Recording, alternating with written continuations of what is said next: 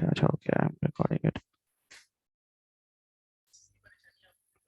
Okay अच्छा जी okay जी हाँ जी मैंने आपसे मुझे सवाल पूछा था प्लीज काइंडली तो मुझे से कोई ये बता सकते हैं कि कंपटीशन या कंपेटिटिवनेस किसे कहते हैं मतलब what do we mean by competition या what do we mean by competitiveness क्या चीज होती है ये कंपेटिटिव हम किसे कहते हैं ये कंपेटिटिव होना हम किसे कह रहे होते हैं एनी आइडिया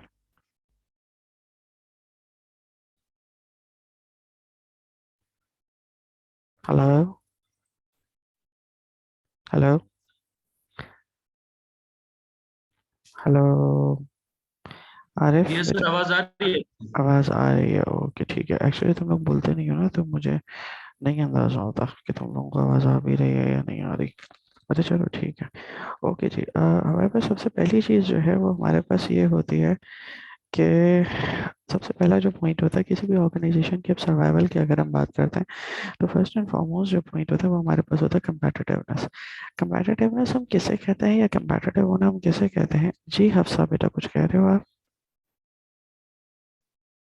हफ्सा जी बेटा क्या कह रहे हो हफ्सा हाँ यस यस कॉम्पिटिटिव और कंपटीशन होना किसी भी ऑर्गेनाइजेशन में ये होता है कि आपका जो भी आप किसी भी ऑर्गेनाइजेशन से हो या आपका कोई प्रोडक्ट है या आपका कोई भी बिजनेस है एग्जैक्ट सेम या कुछ सिमिलर करता हुआ कोई आपके सामने एक बिजनेस हो तो वो आपका कॉम्पिटिटर हो जाता है। फॉर एग्जाम्पल आप भी कोई प्रोडक्ट बेच रहे हैं और सामने कंपनी भी वही प्रोडक्ट बेच रही है या उससे सिमिलर करता हुआ तो आपका जो बजट है या सॉरी आपका जो सेल है वो उनसे कॉम्पिटिटिव हो जाता है तो इसलिए आपकी जो समझ लें कि आपका बिजनेस जो है वो डिपेंड्स कर लें या आप इस तरह से कह लें कि कंपटीशन आपका उनसे होता है जिस तरह के आपको फिर अपने प्रोडक्ट की क्वालिटी और वो उसकी देख के भी आपको सही यस रखनी पड़ती है। बिल्कुल ठीक बेटा लेकिन अगर तुमने बहुत ज़्यादा एलाबोरेटिव बताया है अगर मैं इसको बिल्कुल कंसाइज करके बात करूं तो मैं ये कहूं कि जो भी कंपनी का कैरेक्टरिस्टिक होता है जो कि उसको हेल्प करता है मार्केट शेयर को गेन करने के लिए that is what we call competitiveness कि हमारे पास एक कंपटीशन हो रहा है हमारे पास एक टसल चल रही है हमारे पास एक फाइट है या हमारे पास एक रेस हो रही है उस रेस के अंदर जिसके पास एबिलिटी है कि वो कि वो सबसे आगे भागता रहे और अपनी पोजीशन को मेंटेन रखे किसी भी वजह से लाइक सपोजिटली वो अपनी हाइट की वजह से भी हो सकता है अपनी स्ट्रेंथ की वजह से भी हो सकता है वो एयर सपोर्ट की वजह से भी हो सकता है कुछ भी हो सकता है उसको हम नाम देते हैं कंपेटिटिवनेस का इसी तरीके से जब हम इंडस्ट्रीज की बात करते हैं मार्केट की बात करते हैं कंपनीज की बात करते हैं तो हम ये कहते हैं कि वो कंपनीज जो कंपनीज अपने शेयर होल्डर्स को सेटिस्फाई रखती हैं वो कंपनीज जो अपने शेयर होल्डर्स का रिटर्न और इन्वेस्टमेंट अच्छा देती हैं वो कंपनीज जिसके कस्टमर्स जो हैं वो कंपनी के प्रोडक्ट से सेटिस्फाइड होते हैं और वो कंपनी जो कि अपने एम्प्लॉयज़ को जो है वो अच्छे तरीके से जो है सर्व करती है या अच्छे पैसे देती है एम्प्लॉय को अच्छा कॉम्पेंसेट करती है तो ये सब चीज़ें मिला के अगर हम बात करें तो हम ये कहते हैं कि all these aspects is what creates a competitiveness for a company towards all other companies within the market क्योंकि मार्केट में देखो कोई भी कंपनी एक तो नहीं है ना अच्छा अब इसको इस तरीके से हम समझ लेते हैं मुझे एक बात बताओ पैम्पर्स जो है पैम्पर्स नाम सुना होगा तुम सब लोगों ने ये ब्रांड है या प्रोडक्ट है इज इट अ ब्रांड और अ प्रोडक्ट प्रोडक्ट है सर। प्रोडक्ट सब ब्रांड है ब्रांड सर है ब्रांड ब्रांड है प्रोडक्ट किसने बोला था प्रोडक्ट किसने कहा था सर मैंने कहा था। ओके अब्दुल वहाब वहाब बेटा यही चीज मतलब जो बात आपने कही ये बात बहुत सारे लोग कहते हैं कि पैम्पर्स जो है वो बेसिकली प्रोडक्ट है but actually it's not just 1 minute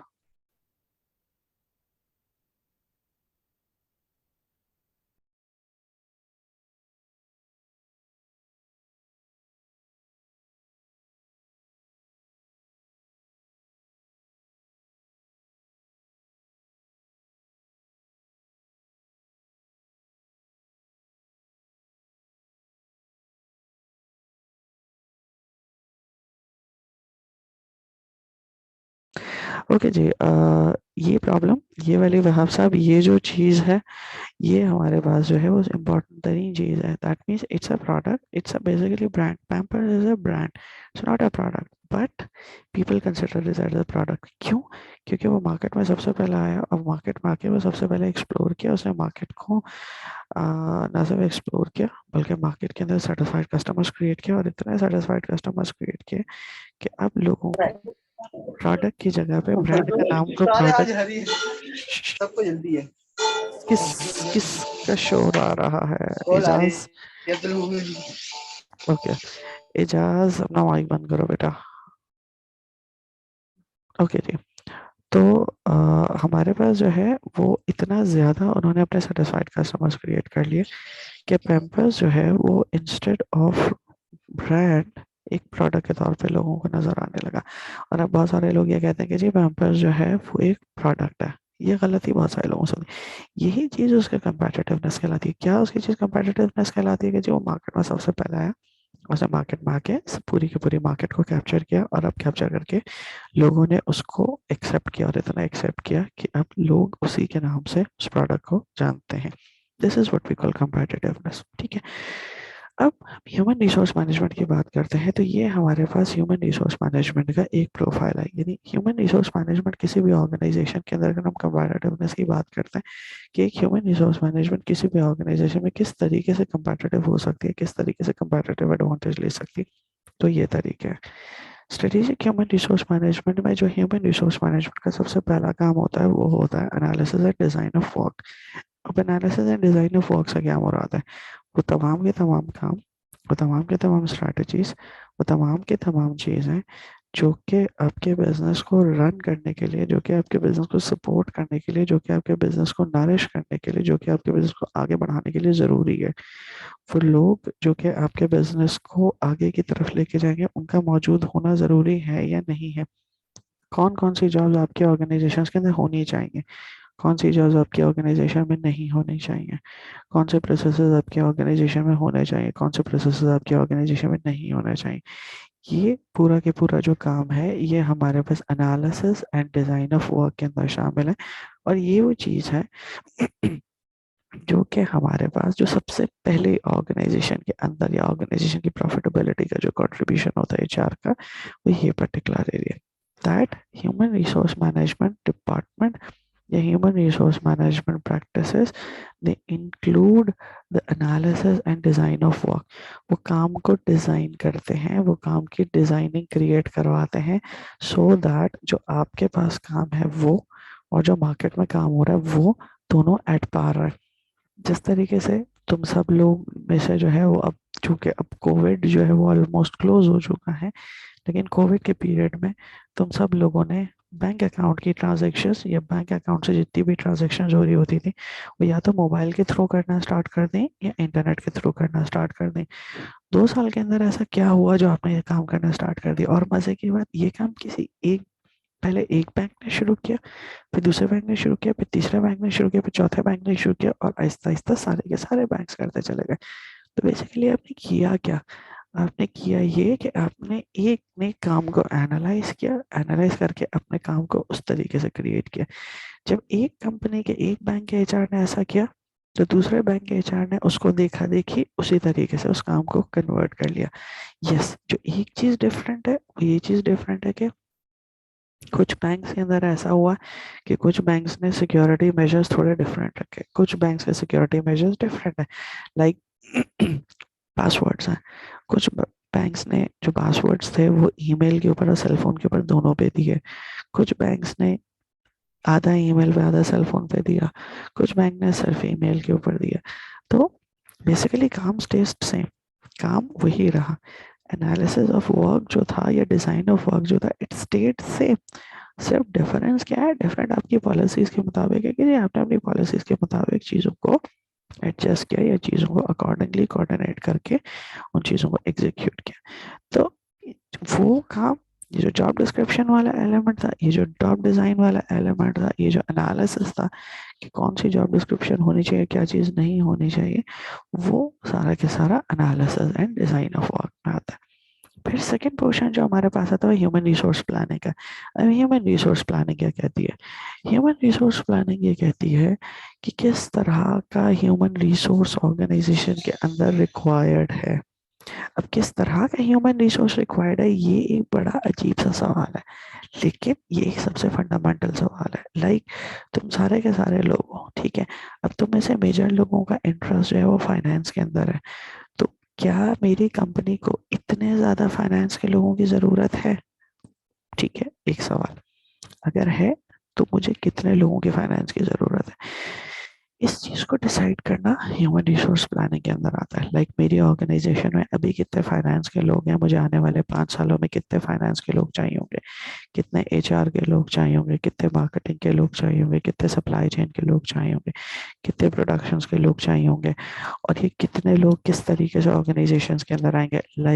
मेरी ऑर्गेनाइजेशन से कितने लोग जा रहे हैं, रिटायर हो रहे हैं, मेरी ऑर्गेनाइजेशन से कितने लोग जो है वो रिजाइन कर रहे हैं, मेरी ऑर्गेनाइजेशन से कितने लोग मेडिकल लीव्स के ऊपर जा रहे हैं, फिर उनमें से किसकी रिप्लेसमेंट आएगी, किसकी रिप्लेसमेंट नहीं आएगी, और कितनी रिप्लेसमेंट आएगी।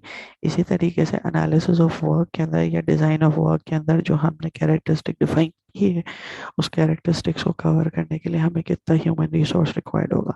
उसमें एचआर कितना होगा, उसमें मार्केटिंग कितना होगा, उसमें बिजनेस के लोग कितना होंगे, उसमें इंडोर लोग कितने होंगे, उसमें आउटडोर लोग कितने होंगे, उसमें इन सोर्स लोग कितने होंगे, उसमें परमानेंट कितने होंगे, उसमें कॉन्ट्रैक्चुअल्स कितने होंगे, कितने लोग होंगे। एचआर के इस सवाल का जवाब देता है एचआर प्लानिंग वाले, या एचआर प्लानिंग का जो पोर्शन है उसमें एचआर इस सवाल का जवाब देता है। फिर इसके बाद हमारे पास सवाल आता है रिक्रूटमेंट का। रिक्रूटमेंट क्या चीज है? रिक्रूटमेंट किसी भी ऑर्गेनाइजेशन के अंदर पूल को क्रिएट करने का नाम है, जिस पूल के अंदर ऑर्गेनाइजेशन बेस्ट सूटेबल कैंडिडेट्स को शॉर्टलिस्ट करती है, और शॉर्टलिस्ट करके स्क्रूटनाइज करती है, और उसमें से जितने उनको रिक्वायर्ड होते कैंडिडेट्स निकाल लेती है। मिसाल के तौर पे तुम्हारे यूनिवर्सिटी के अंदर रिक्रूटमेंट ड्राइव्स होती हैं, मुख्तलिफ कंपनीज आती है, मुख्तलिफ कंपनीज आके टेस्ट लेती हैं, होता है या नहीं होता? अभी भी रिसेंटली थोड़ा टाइम पहले भी तुम्हारे उसमें कोई कंपनी जो है वो आई हुई थी, राइट? ऐसा ही था आरिफ? सर मीजान बैंक का आई थिंक लास्ट टाइम उनका सेशन था, बट रिक्रूटिंग के हवाले से कुछ कंफर्म नहीं किया मैं देखो कि दो होगा चीज है। या नहीं होगा। नहीं नहीं नहीं नहीं, देखो सेशन तो एक अलग चीज है, वो तो अवेयरनेस सेशन होता है, ठीक है। Company if I can correctly recall, तो 1-2 साल पहले कुछ कंपनीज ने आके तुम्हारे पास टेस्ट लिया था, ठीक है। तो बेसिकली होता क्या है, यूनिवर्सिटी में कंपनीज आती हैं और कंपनीज आके मैसिव टेस्ट लेती हैं। मैसिव टेस्ट लेने का मतलब ये, जितने भी तुम्हारे ग्रेजुएशन के लोग हैं, जितने भी तुम्हारे कोलीग्स हैं, वो सारे के सारे टेस्ट में बैठते हैं और टेस्ट में बैठ के टेस्ट देते हैं। तो ये जो एक्टिविटी है ये हमारे पास कहलाती है रिक्रूटमेंट एक्टिविटी। कि एक पूरा के पूरा क्लब क्रिएट किया जाता है, एक पूरा के पूरा पूल क्रिएट किया जाता है, जिसमें तमाम के तमाम लोग जो है उसको डील कर रहे होता है। एक मिनट लीजिए, I will be back, just one.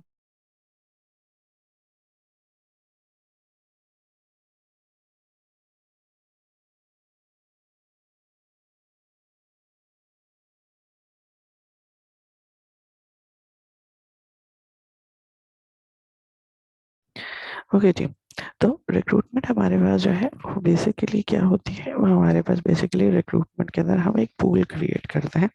हम यूनिवर्सिटीज़ में रिक्रूटमेंट ड्राइव करते हैं, हम करियर फेयर्स के अंदर जाते हैं, वहाँ पे हम बहुत सारी चीज़ें क्रिएट कर रहे होते हैं। इसके अलावा हम मुख्तलिफ जगहों पे जाके डोर टू डोर एक्टिविटीज़ कर रहे होते हैं। इसके अलावा हम जो है अखबारों में इश्तेहार दे रहे होते हैं, ठीक है, हमें ये फ़लाँ पोजीशन के लिए बंदा रिक्वायर्ड है, हमें फ़लाँ चीज़ के लिए बंदा रिक्वायर्ड है। वो एक्टिविटीज़ तुम्हारी तो रिक्रूटमेंट एक्टिविटीज़ होती है। वो रिक्रूटमेंट एक्टिविटीज़ किसके ऊपर बेस कर रही होती है? वो रिक्रूटमेंट एक्टिविटीज़ एचआर प्लानिंग और डिज़ाइन ऑफ वर्क के ऊपर बेस कर रही होती है। डिज़ाइन ऑफ वर्क और एनालिसिस हमें ये बताता है कि किस पोजीशन के लिए हमें बंदा चाहिए। एचआर प्लानिंग हमें ये बताई होती है कि हमें किस स्टैंडर्ड का बंदा चाहिए, किस जॉब स्पेसिफिकेशन का बंदा चाहिए, किन कैरेक्टरिस्टिक्स का बंदा चाहिए, मतलब उसकी क्या डिग्री होनी चाहिए। उसकी डिग्री एमबीए फाइनेंस होनी चाहिए, उसकी डिग्री एमएस होनी चाहिए, उसकी डिग्री एमफिल होनी चाहिए, उसकी डिग्री पीएचडी होनी चाहिए, या उसका 10 साल का एक्सपीरियंस होना चाहिए, या उसका 25 साल का एक्सपीरियंस हो। तो ये चीज़ें आपको प्लानिंग के अंदर पता चलती हैं। और पूल ऑफ कैंडिडेट्स जो क्रिएशन होती है वो हमारे पास रिक्रूटमेंट के अंदर आती है। रिक्रूटमेंट के बाद जो अगला प्रोसेस आता है वो होता है हमारे पास सिलेक्शन का। अब सिलेक्शन क्या होती है? रिक्रूटमेंट में हमने एक पूल क्रिएट कर लिया। उस पूल को क्रिएट करने के बाद उस पूल में से जितने हमें लोगों की रिक्वायरमेंट है उतने लोगों को सेलेक्ट करके पोजीशन के लिए ऑफर देना is what we call selection. Like मिसाल के तौर पे आपकी क्लास के अंदर 60 लोग मौजूद हैं, अब 60 लोगों के अंदर मुझे 3 लोगों की ज़रूरत है, तो मैं क्या करूँगा, पहले मैं 60 लोगों का टेस्ट लूँगा, वो टेस्ट लेना रिक्रूटमेंट में आ गया, ठीक है। उसके बाद 60 में से सपोजली 40 लोग टेस्ट के लिए पास हो गए। अब मैं उन 40 लोगों को मुख्तलिफ सिलेक्शन फॉर्मेलिटी से गुजारूंगा। उसमें ग्रुप डिस्कशन भी हो सकता है, उसमें पैनल इंटरव्यू भी हो सकता है, उसमें सेवरल मल्टीपल इंटरव्यूज भी हो सकते हैं, उसमें कोई और साइकोलॉजिकल टेस्ट भी हो सकता है। और उन सब चीज़ों को गुजारने के बाद मैं 3 कैंडिडेट्स को ऑफर लेटर इशू करूंगा। वो जो नंबर ऑफ कैंडिडेट्स को ऑफर लेटर इशू होना होता है और उनकी ऑन बोर्डिंग होती है, वो तमाम की तमाम चीज़ें हमारे पास सिलेक्शन के अंदर आती हैं। कैंडिडेट्स आपकी ऑर्गेनाइजेशन के अंदर आ गए, एम्प्लॉयज बन गए। अब जब वो आपकी ऑर्गेनाइजेशन के अंदर आ गए, एम्प्लॉयज बन गए, तो इसका मतलब ये नहीं है कि उनको आते ही सब काम आ जाएंगे। लाइक जिस तरीके से अगर आप लोग किसी ऑर्गेनाइजेशन के अंदर जाते हो तो ऐसा नहीं है कि आपको डे 1 पे सारी की सारी चीज़ें समझ आ जाए। नो, ऐसा नहीं होता। आपकी प्रॉपर ट्रेनिंग और प्रॉपर डेवलपमेंट की ज़रूरत है। इनिशियली जो लोग ऑर्गेनाइजेशन के अंदर ज्वाइन करते हैं उनकी ट्रेनिंग होती है। मतलब जो फ्रेशर्स ऑर्गेनाइजेशन के अंदर ज्वाइन कर रहे होते हैं उनको ट्रेन किया जाता है, चीज़ें बताई जाती हैं, पॉलिसीज बताई जाती हैं, प्रोसेसेस बताए जाते हैं, डिज़ाइन बताया जाता है कि काम का क्या डिज़ाइन है, उसके अलावा प्रोसेसेस बताए जाते हैं, पॉलिसीज को दिया जाता है, डूज एंड डोंट्स बताए जाते हैं, डूज एंड डिसिप्लिनरी चीज़ों को बताया जाता है, कल्चर के बारे में बताया जाता है, नॉर्म्स के बारे में बताया जाता है, कंपनी के ट्रेडिशंस के बारे में बताया जाता है। ये सारी की सारी चीज़ें जो आपको बताई जाती हैं ये सब के सब ट्रेनिंग का पार्ट है। इसी तरीके से जो लोग थोड़े एक्सपीरियंस जाते हैं, लाइक 5 साल 10 साल के वर्किंग एक्सपीरियंस के बाद जाते हैं, उनकी डेवलपमेंट होती है। उनकी डेवलपमेंट क्या होती है, भाई वो मार्केट में काम तो कर ही रहे हैं लेकिन वो मार्केट में काम कर रहे हैं, उनको अपने काम के बारे में चीज़ें पता है, ठीक है, बट क्या उनको कंपनी के कल्चर के बारे में पता है, क्या उनको आपकी ऑर्गेनाइजेशन की चीज़ों के बारे में पता है? इफ़ यस, ठीक है, इफ़ नो, तो उनकी डेवलपमेंट होती है। ट्रेनिंग एंड डेवलपमेंट के बाद क्या आता है, कॉम्पनसेशन आता है। कॉम्पनसेशन क्या होती है, कॉम्पनसेशन आसान लफ्ज़ों में तनख्वाह होती है जो कि 1 महीने के बाद आपको मिलती है। तनख्वाह भी होती है, बेनिफिट्स भी होते हैं, शॉर्ट टर्म भी होते हैं, लॉन्ग टर्म भी होते हैं, तो ये सारे के सारे चीज़ें मिला के सब कॉम्पनसेशन का पार्ट होता है। Means all financial and non financial incentives that you acquire, that you receive after the agreed period of time. 1 महीने के बाद जो अग्रीड पीरियड ऑफ टाइम होता है, लाइक अगर सैलरी साइकिल आपका जो है वो 25 को चलता है, मतलब 25th ऑफ एवरी मंथ चलता है, तो 25th ऑफ एवरी मंथ में आपको सैलरी मिल जाएगी। अगर 27 पे चलता है तो 27th ऑफ एवरी मंथ आपको मिल जाएगी। तो इन शॉर्ट जो भी आपको फाइनेंशियल या नॉन फाइनेंशियल इंसेंटिव्स मिलते हैं वो आपकी कॉम्पनसेशन कहलाती है। Then comes the point of performance management. Performance management का मतलब ये है जिस तरीके से आप लोगों के पेपर्स होते हैं साल के आखिर में, सेमेस्टर के आखिर में, और फिर आप लोगों का रिजल्ट आता है, उसी तरीके से कंपनी के अंदर साल के आखिर में तमाम के तमाम एम्प्लॉयज़ की परफॉर्मेंस एवेल्युएट की जाती है। और परफॉर्मेंस एवेल्युएट करने के बाद उनको बताया जाता है कि हाँ जी, you have performed very well, इस साल के अंदर आपने बहुत अच्छा परफॉर्म किया, इस साल में आपने दरमियाना परफॉर्म किया, इस साल में आपने बिल्कुल अच्छा परफॉर्म नहीं किया। जिन लोगों ने अच्छा परफॉर्म नहीं किया उनको अच्छा परफॉर्म करवाने के लिए, उनकी परफॉर्मेंस को इम्प्रूव करने के लिए हम ट्रेनिंग एंड डेवलपमेंट का सहारा ले सकते हैं। उनकी परफॉर्मेंस को इम्प्रूव करने के लिए हम और बहुत सारी चीज़ों की तरफ जा सकते हैं, जिसमें ट्रेनिंग सबसे पहली एक चीज़ है, फंडामेंटल चीज़ है। बट खैर हम आगे डिटेल में पढ़ेंगे इस चीज़ को, लेकिन अभी फ़िलहाल समझने के लिए परफॉर्मेंस मैनेजमेंट वो टूल है, परफॉर्मेंस मैनेजमेंट वो यार्ड स्टिक है जो कि ऑर्गेनाइजेशन यूज करती हैं in order to keep their employees rated, कि जी मेरी ऑर्गेनाइजेशन के अंदर कौन से लोग आउटस्टैंडिंग परफॉर्मर है, मेरी ऑर्गेनाइजेशन में कौन से लोग वेरी गुड परफॉर्मर है, मेरी ऑर्गेनाइजेशन में कौन से लोग गुड परफॉर्मर है, मेरी ऑर्गेनाइजेशन में कौन से लोग ऐसे हैं जिनके ऊपर मुझे काम करने की ज़रूरत है, जो कि सेटिस्फैक्टरीली परफॉर्म नहीं कर रहे हैं। इसके बाद जो एचआर का लास्ट काम होता है या एचआर का जो और कोर काम होता है वो आपके पास कहलाता है एम्प्लॉय रिलेशंस का। एम्प्लॉय रिलेशंस का मतलब ये होता है कि आपकी ऑर्गेनाइजेशन की जो वर्किंग एनवायरनमेंट है, आपके ऑर्गेनाइजेशन के अंदर जो काम करने की जगह है, उन काम करने की जगह को किस तरीके से फ्रेंडली बनाया जाता है, किस तरीके से एप्रोप्रिएट बनाया जाता है, ताकि आप अपने एम्प्लॉयज़ को सेटिस्फाई रख सकें। ठीक है, इसके बाद ये हमारे पास मेजर आ जाता है। अमूमन सवाल ये पूछा जाता है कि जी एचआर वाले क्या करते हैं। तो ये ब्रॉड लाइन के तौर पे ये हमारे पास जो है, जो यूएस का लेबर ब्यूरो है, उसने हमें ये बताया हुआ है कि एचआर हमारे पास ये काम करता है। इसमें बहुत सारी चीज़ें आप अभी पहले सुनते चले आ रहे हो, लेकिन इसके अलावा भी और भी बहुत सारी चीज़ें हैं जो कि हम कर रहे होते हैं। तो हम इसको ग्लांस करते हुए लेके चलते हैं और हम इसको आगे की तरफ लेके चलाते हैं। तो जो सबसे पहला काम करता है वो एनालिसिस एंड डिज़ाइन करता है, जो हमने फंक्शन अभी पढ़ा। एनालिसिस एंड डिज़ाइन में क्या होता है, जॉब एनालिसिस आता है। जॉब एनालिसिस का मतलब ये है कि आपकी तमाम जॉब को एनालाइज किया जाता है कि जी इस जॉब में और मार्केट की जॉब प्रैक्टिसेस के अंदर क्या डिफरेंस है। अगर उसमें कोई डिफरेंस है, उसको सही करने की ज़रूरत है, काम को कम करने की ज़रूरत है, काम को ज़्यादा करने की ज़रूरत है, वो जॉब एनालिसिस के अंदर आता है। फिर इसके बाद जॉब डिस्क्रिप्शंस आती हैं। जॉब डिस्क्रिप्शंस क्या होती हैं कि भाई किस तरह का कैंडिडेट चाहिए और वो किसी पर्टिकुलर पोजीशन पर बैठ के क्या ड्यूटीज़ और क्या रिस्पॉन्सिबिलिटीज़ परफॉर्म करेगा। उसके बाद रिक्रूटमेंट सिलेक्शन आती है। रिक्रूटिंग का मतलब पोस्टिंग ऑफ जॉब है, जो हमने अभी बात की कि जॉब डिस्क्रिप्शन को हमने पोस्ट किया, इंटरव्यू लिया, टेस्ट लिया और कोऑर्डिनेट किया एम्प्लॉयज़ से। सिलेक्शन के अंदर क्या होता है, हम उसको सेलेक्ट करते हैं, अपॉइंटमेंट लेटर देते हैं और ऑन बोर्ड करा लेते हैं। फिर ट्रेनिंग एंड डेवलपमेंट है। ट्रेनिंग एंड डेवलपमेंट के लिहाज से बात करें तो वो जो ओरिएंटेशन होती है, जो पहले दिन के अंदर आपको बताया जाता है, जो स्किल्स ट्रेनिंग होती है सारी की सारी। जी जवेरिया बेटा, क्या कह रहे हो आप, कुछ कह रहे हो जवेरिया? अस्सलाम वालेकुम सर। वालेकुम अस्सलाम बेटा। सर मैं आपसे कुछ पूछ रही थी कि जी जी एचआर पूछिए। डिपार्टमेंट जो है एचआर हम्म, ये हमारे लिए क्यों ज़रूरी है? मीन्स एचआर को इतना ज़्यादा इम्पोर्टेंस क्यों दी जाती है? बता तो रहा हूँ क्यों इतनी इम्पोर्टेंस जैसे दी कि हाँ जाती है।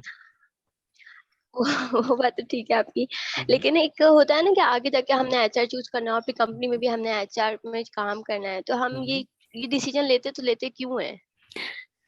देखो, लेते तो लेते क्यों हैं, ये तो एक बड़ा डिफरेंट सवाल है। डिफरेंट का मतलब एक कॉम्प्रिहेंसिव सवाल है कि अच्छा मुझे एक बात बताओ, आप आपका एरिया ऑफ इंटरेस्ट क्या है, मतलब आप किस में जॉब करना चाहते हो, आप किस में जॉब करना चाहते हो? सर मैं कंपनी में जॉब करना चाहती हूँ, ठीक है, मतलब बट किसी की कहाँ? कंपनी में मतलब मल्टीनेशनल कंपनी से तो सपोज करें, मल्टीनेशनल, देखो मल्टीनेशनल, हर मल्टीनेशनल बैंक कंपनी हर बैंक वगैरह में काम नहीं करनी। नहीं, कहीं देखो, कहीं भी काम करो, इट डज नॉट मैटर्स कि जी कंपनी कौन सी है। फंक्शंस हर कंपनी में यही परफॉर्म होता है। हर कंपनी में एचआर होगा, हर कंपनी में मार्केटिंग होगी, हर कंपनी में फाइनेंस होगा, हर कंपनी के अंदर बिजनेस होगा, हर कंपनी में सप्लाई चेन होगी, तो हर कंपनी के अंदर मौजूद होती है। तो मेरा सवाल ये है, किस फंक्शन में काम करना चाहते हो आप? सर वो नहीं पता बेटा। See that's a problem. अच्छा चलो ठीक है जवेरिया, मैं तुम्हारे सवाल का जवाब अभी देता हूँ। मेरी क्लास का टाइम जो है वो ये ख़त्म हो रहा है, मतलब ये जूम क्लास जो है वो ख़त्म हो रही है। मैं दोबारा से यही सेशन ओपन करूँगा, तो आप प्लीज़ ज्वाइन बैक कर लो और फिर मैं तुम्हारे सवाल का जवाब तुम्हें जी देता सर। हूँ। ठीक है, ओके। Okay sir.